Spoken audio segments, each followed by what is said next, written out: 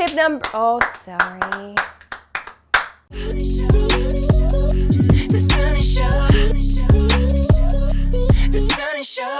For the bright side of branding, business, and being your own boss. Hey bosses, it's Sunny Lenarduzzi, and I'm so happy to be back. This is the first video of 2017, and I've been waiting a long time to make this video. So what's this video about?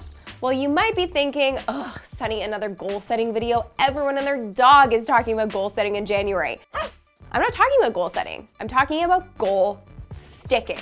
We're gonna flip the script and talk about creating goals that you actually stick to. What an idea.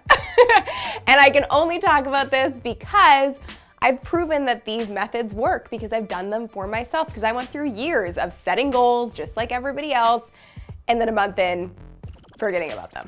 So that's why I want to show you in today's video exactly how you can stick to your goals and make them happen this year. These are the exact methods I used to reach my first six-figure year in my business, hire out a team, be featured in major publications like Forbes and Entrepreneur, and speak at sold-out speaking engagements, plus a whole lot more. And make sure you watch until the very end because I have a very special bonus guide on how you can slay this year and slay your fears. Tip number one is write them down and visualize them. I'm a big believer that nothing can really happen and no goal will actually stick unless you have it written down and it gets out of your head and becomes a real thing. So just write them down, and I break them down into 5 categories. So every New Year's Eve, but you can do this at any time, I sit down and write down my goals in 5 categories. So it starts with business, things like what kind of a team do I want to build out over the next year? What kind of press features do we want to get? What are our financial goals as a business? The next thing is finances, so leading right into that. So personal, how much money would I like to put away and save? Where do I want to allocate my funds personally? Those kinds of things. And then I do health and fitness, so that's one category together. So what are my lifestyle, diet, fitness goals? How many times per week will I be going to the gym? What are the results that I want to get? And then personal relationships, so family, friends, boyfriend, what do I want to do this year and how am I going to make those relationships the best that they can be? Date nights, or making sure that I have a girls' night once a month, or having coffee with my dad. Those are all things that need to be included. And then finally, but probably most importantly, is self-love. So vacation time, me time, making sure that I'm including that in every single day and making those things goals that I can achieve week to week, month to month, and year over year. You want to make sure that you actually visualize these goals and make sure that they align with what you really want in your gut and how do they feel. So close your eyes, think about all of these different things that you want to plan out for the next year. And if they're not totally aligned with what you really want and you're basing your goals on what other people want, then go back, readjust, and repeat until you have exactly which goals you want in each category. Tip number 2 is break your goals down. It's great to think big when you're planning out your goals and you're setting your goals. I love that.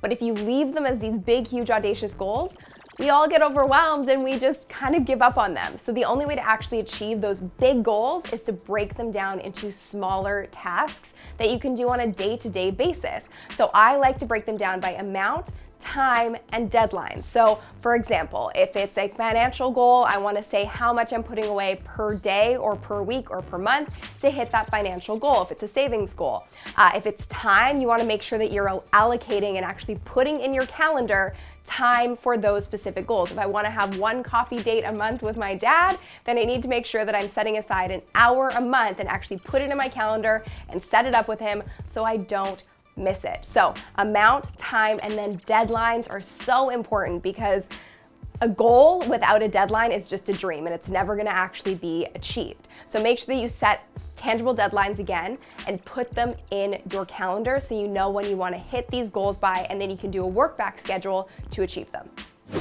Tip number 3 is following up on tip number 2, and that's to just schedule them. So every single goal that you have, put them in your calendar. Even if it's not a meeting with somebody else, to keep yourself accountable, you want to write your goals in your calendar, in your iCal, in your Outlook, whatever you use, so that it's a reminder to yourself that you do have these things that you want to achieve and hit. And like I said, use that work back schedule. So what does a work back schedule mean?